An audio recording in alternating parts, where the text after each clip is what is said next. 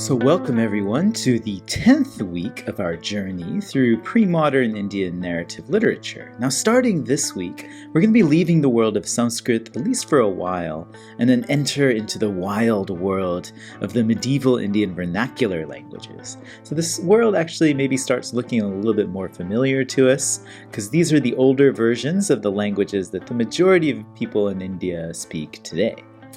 This week we'll be looking at poetry written in Awadhi, which is a Eastern variety of Old Hindi, let's say. Next week we'll look at a poem in Old Marathi, and then we'll turn to a Deccani Urdu Sufi romance to kind of round out our long journey. With Tulsīdās and Kabir, who we'll be talking about this week, we're also going to be entering into the world of a new kind of religious literature that was popping up, more specifically a tradition called bhakti poetry. It's a lot of interesting stuff, and like I said, it might sound more familiar to us than some of the more obscure classical materials we've been looking at. But still, we're talking about India from many centuries ago, 500 years or more, so it would be a mistake to assume that it's exactly the same way as it is today. So in this podcast, what we'll do is to go through some of the major aspects of vernacular bhakti literature, including how bhakti traveled from South India all the way to North India over centuries, and how it takes on distinct forms, and how ultimately the bhakti worldview might have challenged the orthodoxies of medieval India. In the second half of the podcast, we'll turn to tulsīdās in particular, and this great devotional version of the Rāmāyaṇ, which is known as the rāmcaritmānas. Right? We'll finish with a walkthrough of how he tells the fifth book of the Rāmāyaṇ, called the sundarkāṇḍ, and see how it gives a specifically devotionalized version of the Rāmāyaṇa story. So let's get started by talking about vernacular bhakti literature and see if we can think about how it has grown and developed over like 1,000 years. Now, something really interesting started to happen in India around the year 500 or so in the deep south, which is an area of India that we haven't really talked about too much, but which has always had an important role to play because it was in the south that around the year 500, the idea of bhakti seems to have taken a hold on public religious consciousness. And this idea of bhakti then would spread like wildfire all across the subcontinent, and once it appeared, it never leaves. The word bhakti itself in Sanskrit literally means sharing or being a part of something. It's related to the word bhag, if any of you know that word in Hindi. So like being part of something, being part of a team, being part of a family, a community, that kind of extended social identity maybe that's beyond your individual self. But the word bhakti also has a lot of other meanings when it's specifically mobilized in religion. It's the devotion that you're supposed to feel towards God. It's also the love that God has for you, and the sense of community and bond that you're supposed to have with other devotees. All of this is part of this idea of bhakti. Now, one thing I should emphasize, and it's kind of confusing, I suppose, is that the idea of bhakti has two different historical trajectories. One is the emotional bhakti that grew up in the south and spread to the north. And we're going to look at that in a second. But the other is what you can call a theistic idea of bhakti, which has actually a longer history before 500 AD, and it grew up in the temple culture in the Indian subcontinent that took place a few centuries before the year 500. This theistic idea of bhakti is that if you want to experience the grace or the prasada of God, especially of Vishnu or Shiva or the goddesses, then you have to participate in special rituals called pujas, which took place at temples. Participating in these worship rituals, these pujas, would allow you to share in the spiritual benefits that this worship provided. This makes you a bhakta, a devotee. This is the older idea, and we can call it theistic bhakti because it's dedicated to God. Right? And it's found in Sanskrit ritual manuals, mythological texts, which are called the Puranas. And it's also found kind of encapsulated in a very important scripture called the Bhagavad Gita, which you might have seen in Asia 308. This idea of bhakti in some ways supported and kind of cemented, actually, the social hierarchies of caste and gender, because the idea was that the grace that you got from God was dependent in some ways on how much access you had to God. Meaning, sometimes even physically, if you could get into the inner sanctum of a temple. Now, everyone is eligible for the grace of God, Brahmins, all the way down to Dalits, right? But Brahmins and rich people, right, kings, merchants, landowners, other wealthy patrons, had access to that deity who stayed in the inner sanctum of a temple. And so they could get a lot more prasada than people like Shudras or Dalits or women who were often denied access to those inner parts of a temple where the pujas took place. It was in the new popular bhakti movements, these emotional bhakti movements that grew up from 500 to 1300 CE, that the idea of bhakti kind of left the temple and entered into the heart of a person. Right? The idea now became that if you wanted to access the divine, you don't have to go to a temple. All you have to do is to establish a personal, emotional relationship to God, right, or the goddess. A.K. Ramanujan calls this, he says that bhakti involves a poetics of bhava and not of rasa, meaning a poetics of actual emotion, real emotion, and not the aesthetized experience of emotion. This emotional connection that you're supposed to have with God gets created largely through poetry and through singing that poetry. These are the greatest vehicles of emotion, after all. Right? But it's also important to take communion together, as it were, as a community of devotees. It is also seen as important to go on pilgrimage together to holy sites, or even just to chant the name of God under your breath or within your mind, to keep your mind and yourself focused on this ultimate deity.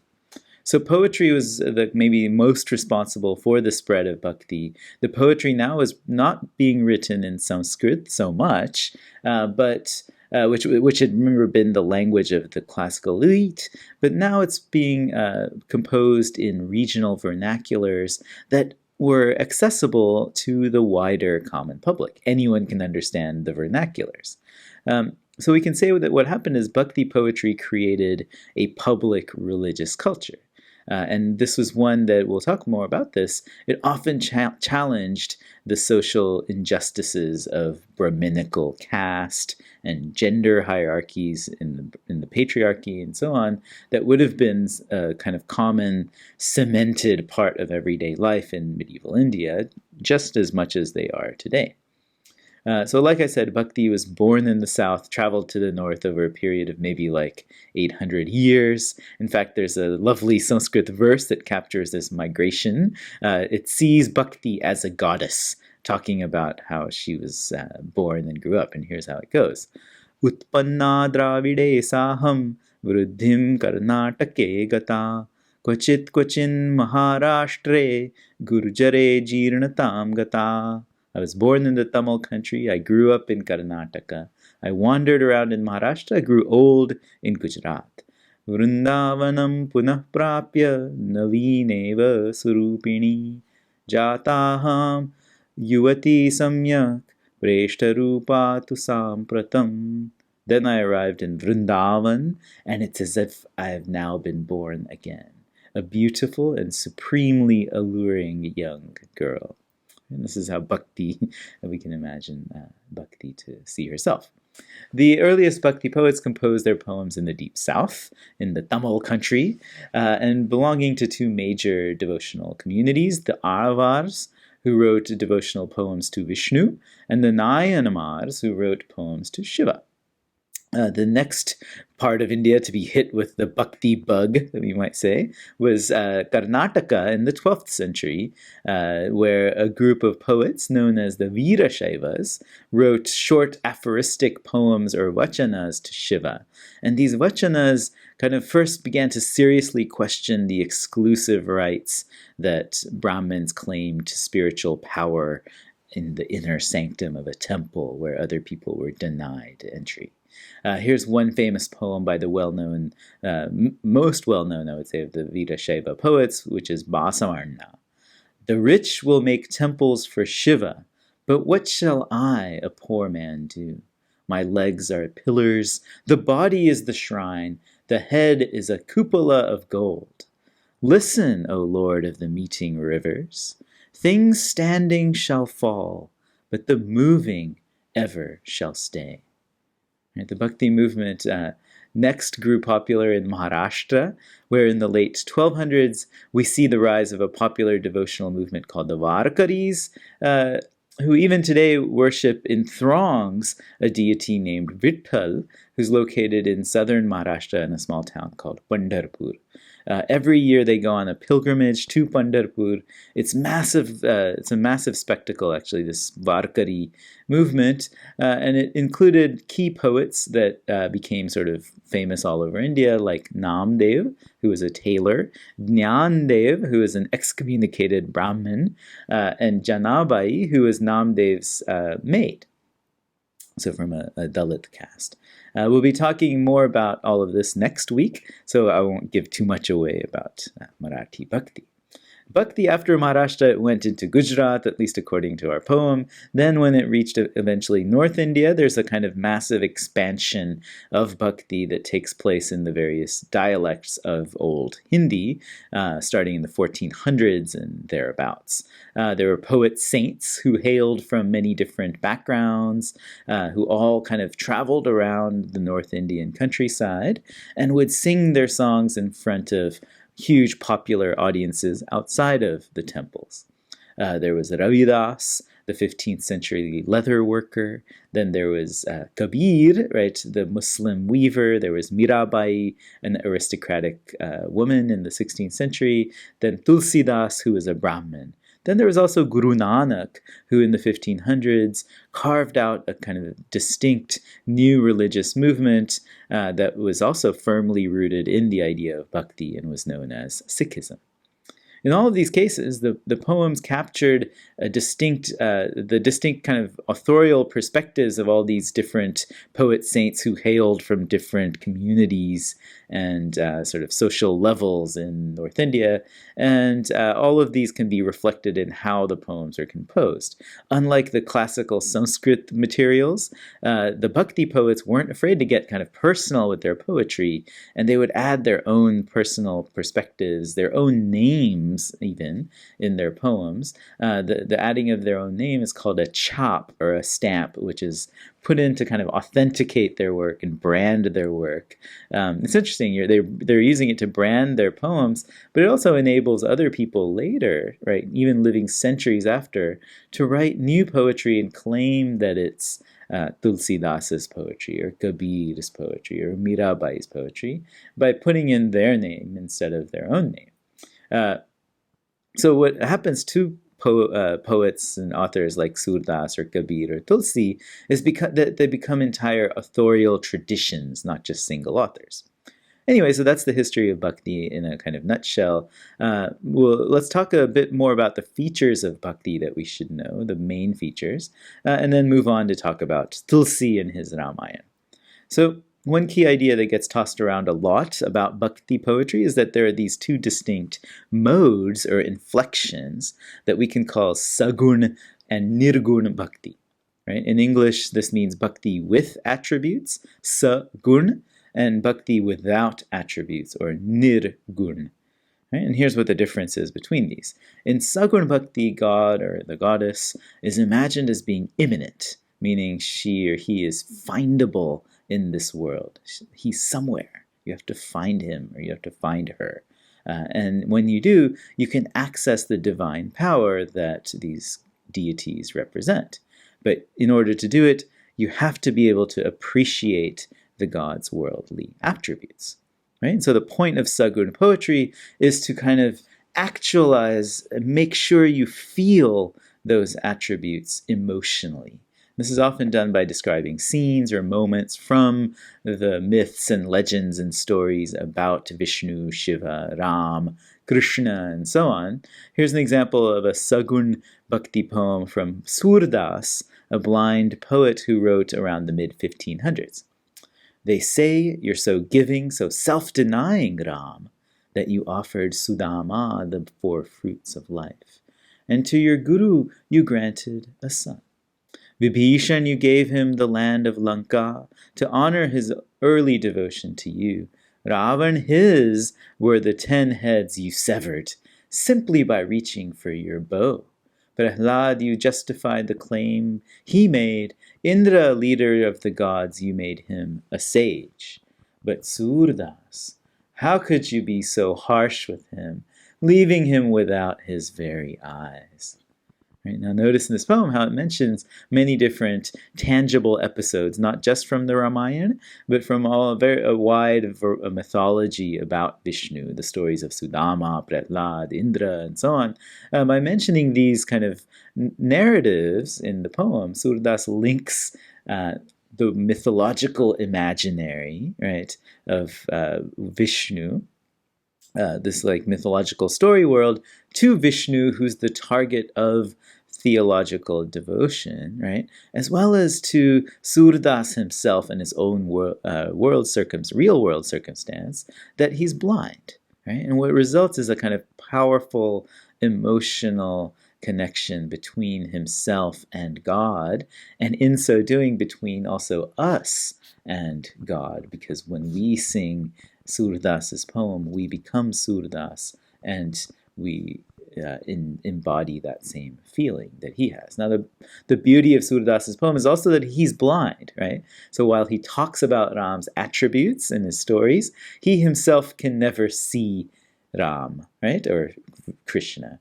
Surdas is here also, in a way, playing with that other mode of bhakti poetry, which is called nirguṇ, or without qualities. In nirguṇ bhakti, God's regarded as being ultimate and transcendent, a force that's beyond any of the perceptible qualities of the world. You can't see God, you can't hear God, touch God, taste, smell God, right? But you can still experience God, but only through a certain kind of inner understanding, right? All you can do is hold on to the faith that you have in God, the name of God, whether it's Ram, Krishna, Lakshmi, Parvati, maybe even Allah or Jesus, right? And in fact, this kind of universalist outlook might have been one of the reasons why nirguṇ bhakti grew to be so popular during this medieval period when Islam and Christianity were starting to make their presence felt in India. So all you have is the name of God to cling to, and a certain sense of inner faith and truth, right? Think about names, right? How do we know a name represents a person? It's a faith and a truth in the veracity of that name, right?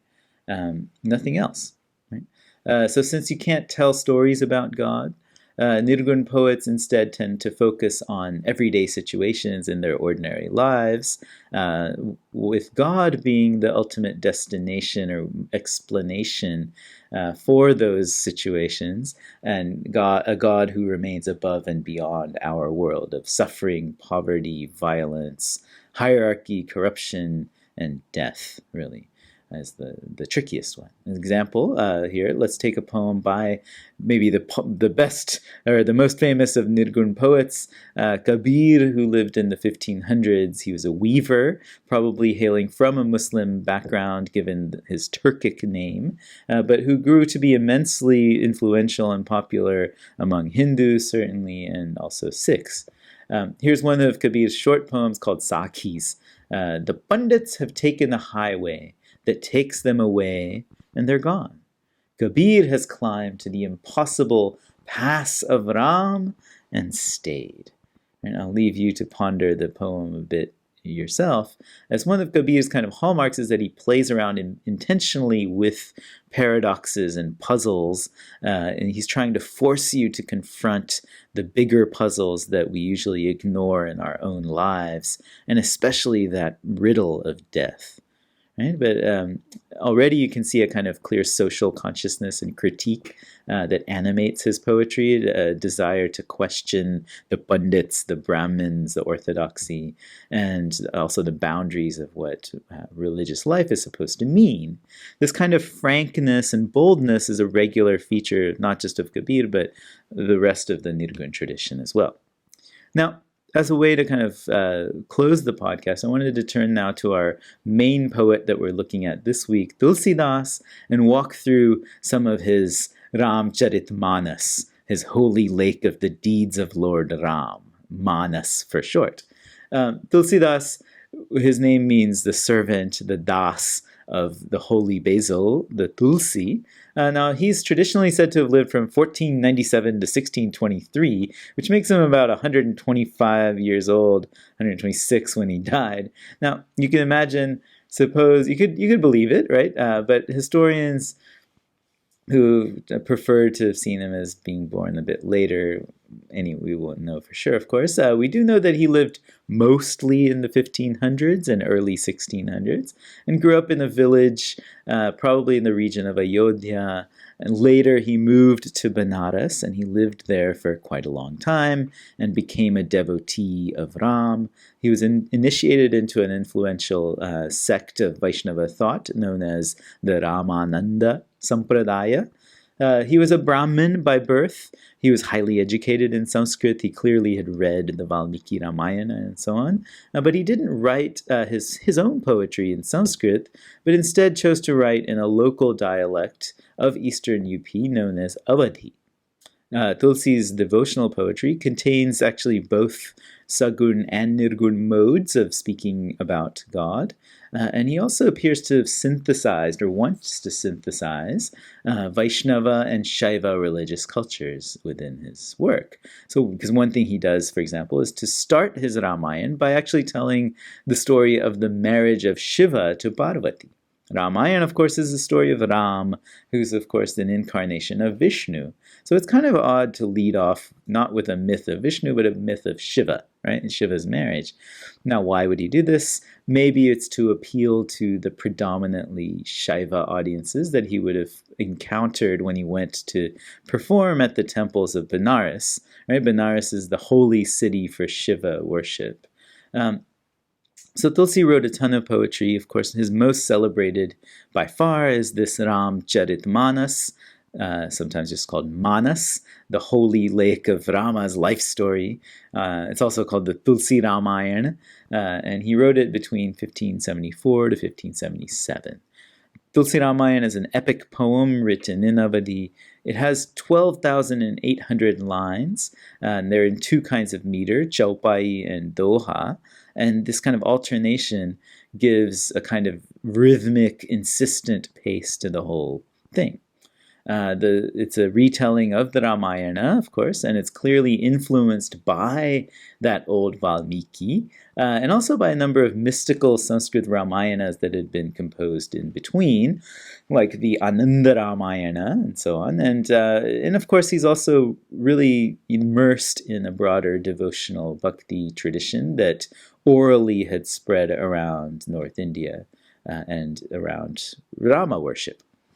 Now, the Tulsī Rāmāyaṇ was enormously popular, still enormously popular, and it's been kept alive through a fervent tradition of reciting it in public, telling stories from it, right? Even the TV Doordarshan Rāmāyaṇ series is based off of Tulsī's Rāmāyaṇ, not off of Valmiki's. There's also this elaborate practice of folk pageantry called rām-leelās, where they take Tulsī's version and they kind of enact it in a village over a long period of time. Now, what's the Rāmcaritmānas like as a poem? Well, it's got this interesting outer frame structure, which consists of three frames. The one there's the story itself. Then there's the Rāmāyaṇ is actually being told by Shiva to his new bride Parvati. Then the story of Shiva telling Rāmāyaṇ to Parvati, this story is being told by a crow named Bhushundi to the eagle Garuda. That's Vishnu's vehicle. That dialogue between Bhushundi and the crow and the eagle, that's being told to us by tulsīdās, who actually it starts off the Manas with his own kind of stories and thoughts about Ram. He adds basically his chop to the whole thing. There's tons of details, of course, mentioning that we should mention about the Tulsī Rāmāyaṇ, but maybe the most striking is that it has a thorough and conscious recognition of Ram's divinity throughout the whole text. Everybody knows that Ram is God in the story, and they say it a lot. Lakshman knows, Sita knows, demons know, monkeys know, everybody. It gets kind of nuts how many times in poem after poem where everybody is talking about Ram and his divine powers and glory. It's kind of redundant, maybe. The whole thing is a big breakout moment in some ways. Another key feature is that Hanuman starts to take a center stage for Tulsī, probably because Hanuman represents an ideal devotee who keeps Ram and Sita always in his heart and does whatever it takes to serve God's will. One of Hanuman's greatest feats is, of course, flying to Lanka to find Sita, and that's the book that we're going to be reading from the Tulsī Rāmāyaṇ. It's been translated by the great Philip Lütgendorf, who's a scholar at Iowa, and one of the foremost experts in the world on tulsīdās, and Hanuman, actually. Let's see how the story goes as a way to kind of wrap up. What I'd like for us to do in class is to focus on specific poems from Tulsī and see how they work in a way that's different from the rasa poetry we've seen. It's a poetry of bhava rather than rasa. Anyway, the plot is more or less actually the same as it was in the Ramayana. First, there's Hanuman, who makes a leap to Lanka and defeats a sea monster, a demoness, along the way. Then there's a new thing actually that happens, which is that Hanuman actually meets Vibhishan, Ravana's younger brother, at the edge of town when he's just landing and sort of starting to look for Sita. This meeting between Hanuman and Vibhishan takes the place of when in the Valmiki Ramayana, if you remember, Hanuman had gone through all of the erotic and luscious spaces of Ravana's bedrooms and his kitchens, all that kind of scandalous scenes. Instead, for Tulsī, it's more important to show Vibhishan and how he is a true devotee of Ram, even though he's a demon. Right? So we get a sense of how maybe demons, people who are non-standard, can become devotees of God. We'll look at some of these poems in class, actually. Then Hanuman meets Sita and gives her Ram's ring, just as before in the Valmiki version, and after first overhearing Ravan threatening to kill her if she doesn't give in, and so on. Then all the rest of the story is basically the same. Hanuman kills one of Ravan's sons, allows himself to be captured. He warns Ravan, hey, don't mess with Ram, he's God, right? Then he grows to massive size, burns Lanka with his tail, flies back to see Ram and tell him the good news that he's found Sita. The book then closes with Ram and the monkey leaders kind of huddling together and deciding to build a bridge to Lanka, and they find that conveniently among the monkeys there's a pair of architects who have a know-how about how to build a bridge out of stones that will float. Right? So that's the story. It's basically, as you can see, the same as Valmiki's Sundarkāṇḍ, but with a couple of key differences. So let's get to reading those differences, and we'll see you next time.